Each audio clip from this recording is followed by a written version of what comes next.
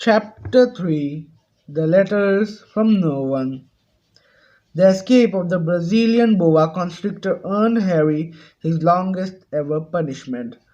By the time he was allowed out of his cupboard again, the summer holidays had started and Dudley had already broken his new cine camera, crushed his remote control aeroplane, and first time on his racing bike knocked down old Mrs. Frigg as she crossed Privet Drive on her crutches. Harry was glad school was over, but there was no escaping Dudley's gang, who visited the house every single day. Piers, Dennis, Malcolm, and Gordon were all big and stupid, but as Dudley was the biggest and stupidest of the lot, he was the leader.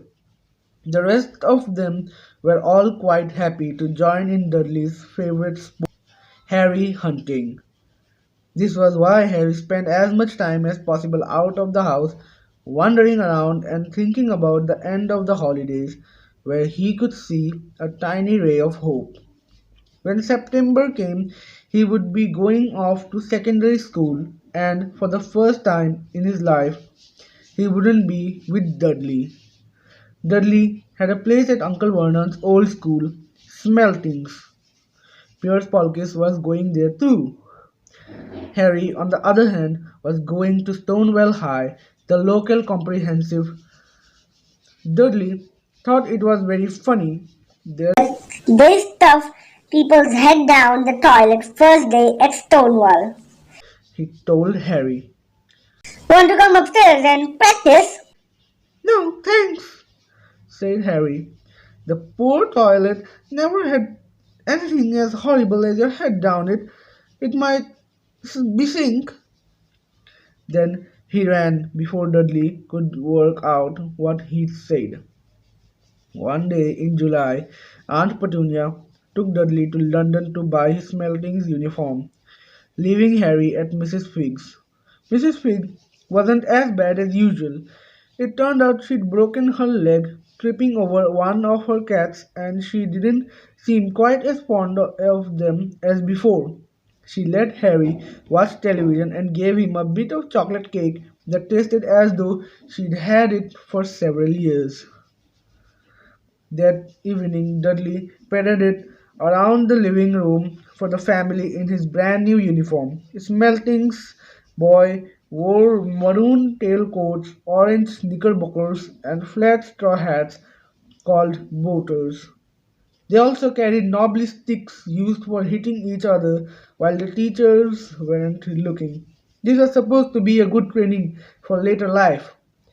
As he looked at Dudley in his new knickerbockers, Uncle Vernon said gruffly that it was the proudest moment of his life.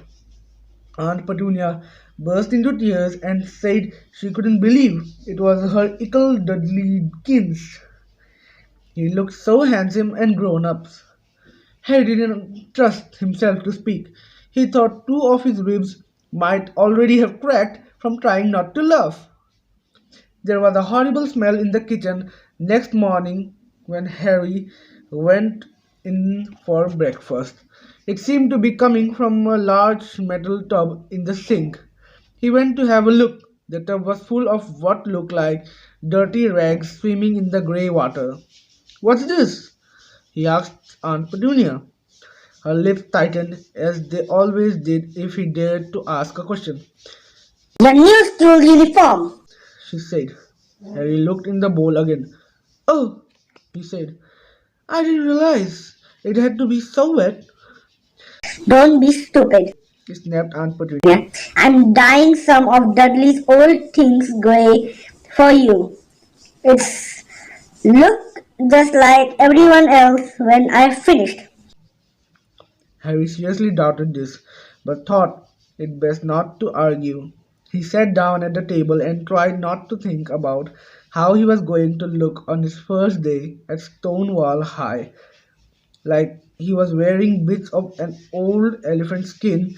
Probably Dudley and Uncle Vernon came in, both with wrinkled noses because of the smell from Harry's new uniform.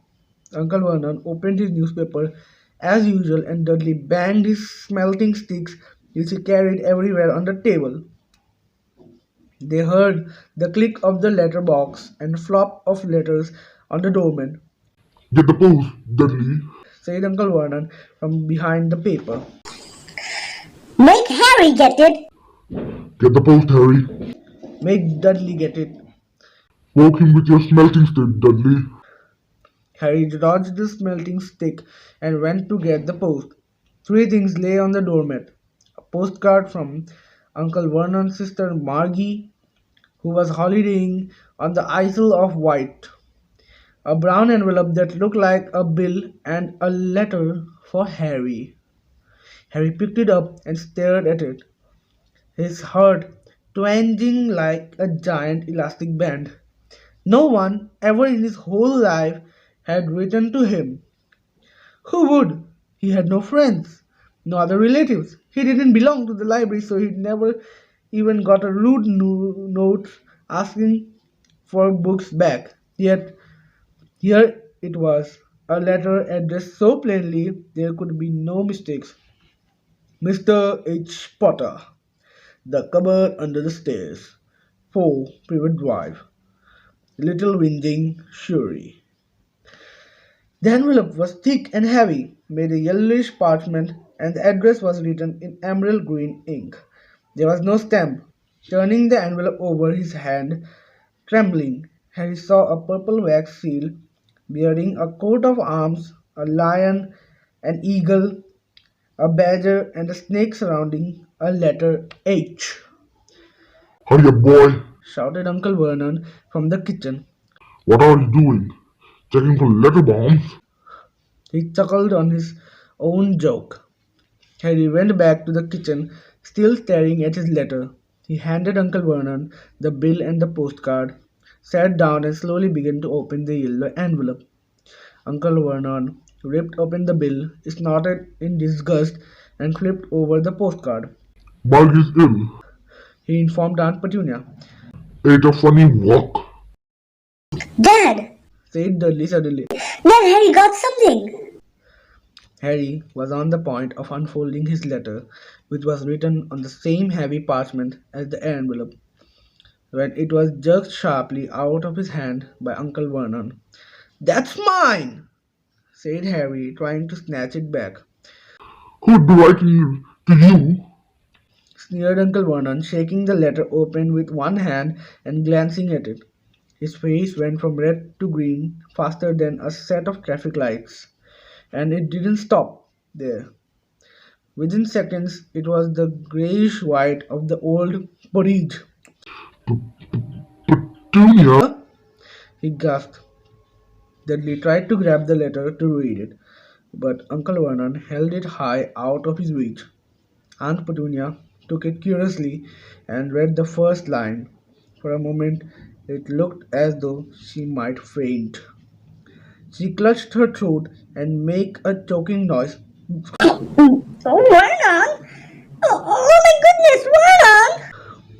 They stared at each other, seeming to have forgotten that Harry and Dudley were still in the room. Dudley wasn't used to being ignored. He gave his father a sharp tap on the head with a smelting stick. I want to read that letter. He said loudly. "I want to read it," said Harry furiously, "as it's mine." Get out, both of you.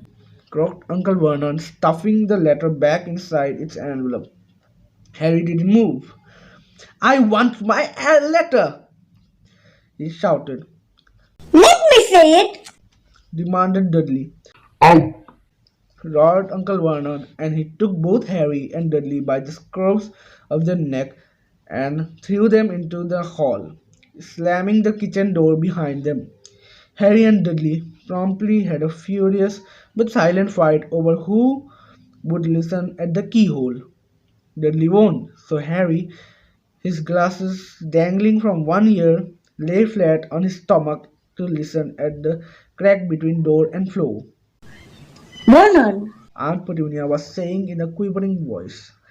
look at the address. How could they possibly know where he sleeps? You don't think they're watching the house? Watching, spying, might be following us. Muttered Uncle Vernon wildly. But what should we do now, Vernon? Should we write back? Tell them we don't want? Harry could see Uncle Vernon's shiny black shoes pacing up and down the kitchen. No, He said finally. no, we'll ignore it. If they don't get an answer, yes, that's best. We won't do anything. But I'm not having one in the house, Petunia. Didn't we swear when we took him in we'd stamp out that dangerous nonsense? That evening, when he got back from work, Uncle Vernon did something he'd never done before. He visited Harry in his cupboard. Where's my letter? Said Harry, the moment Uncle Vernon had squeezed through the door. Who's writing me? No one. It was addressed to you by mistake. Said Uncle Vernon shortly. I have burned it. It was not a mistake, said Harry angrily. It had my cupboard on it, Silence! yelled Uncle Vernon, and a couple of spiders fell from the ceiling. He took a few deep breaths and then forced his face into a smile, which looked quite painful. Yes, Harry, about this cupboard. Your aunt and I've been thinking you're really getting a bit big for it. We think it might be nice if you moved into Dudley's second bedroom. Why? Said Harry, Don't ask questions. snapped his uncle. Take this stuff upstairs now. The Dursleys' house had 4 bedrooms, one for Uncle Vernon and Aunt Petunia, one for visitors, usually Uncle Vernon's sister Margie, one where Dudley slept, and one where Dudley kept all the toys and things that wouldn't fit into his bedroom. It only took Harry one trip upstairs to move everything he owned from the cupboard to this room. He sat down on the bed and stared around him. Nearly everything in here was broken. The month-old cine camera was lying on top of a small working tank Dudley had once driven over next door's dog. In the corner was Dudley's first ever television set, which he'd put his foot through when his favorite program had been cancelled. There was a large bird cage which had once held a parrot that Dudley had swapped at school for a real air rifle, which was up on a shelf with the end all bent because Dudley had sat on it. Other shelves were full of books. They were the only things in the room that looked as though they'd never been touched. From downstairs came the sound of Dudley bowling at his mother. I don't want him in there. I need that room. Make him get out. Harry sighed and stretched out on the bed. Yesterday he'd have given anything to be up here. Today he'd rather be back in his cupboard with that letter than up here without it. Next morning at breakfast everyone was rather quiet. Dudley was in shock. He'd screamed, whacked his father with his smelting stick, been sick on purpose, kicked his mother, and thrown his tortoise through the greenhouse roof, and he still didn't have his room back. Harry was thinking about this time yesterday and bitterly wished he'd opened the letter in the hall. Uncle Vernon and Aunt Petunia kept looking at each other darkly. When the post arrived, Uncle Vernon, who seemed to be trying to be nice to Harry, made Dudley go and get it. They heard him banging things with his smelting stick all the way down the hall. Then he shouted, There's another one. Mr. H. Potter, the smallest bedroom for private drive.